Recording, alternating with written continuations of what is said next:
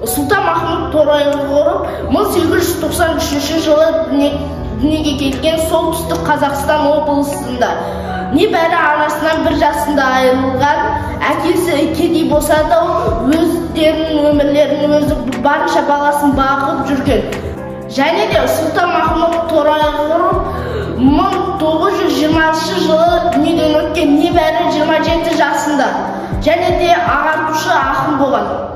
Алаш ұраны, алаш туы астында, біз алаштың баласы, күніміз туып көгерді, сарыарқаның даласы, жасасын алаш жасасын, алаш туы астында, күн сөнгенше сөнбейміз, енді ешкімнің алашты қорлығына бермейміз, адамдықтың жолына бастаған ерлер соңында, басқаға көңіл бөлмейміз, бұл заманға жеттік біз, жасасын алаш білмейміз, жасасын алаш жасасын.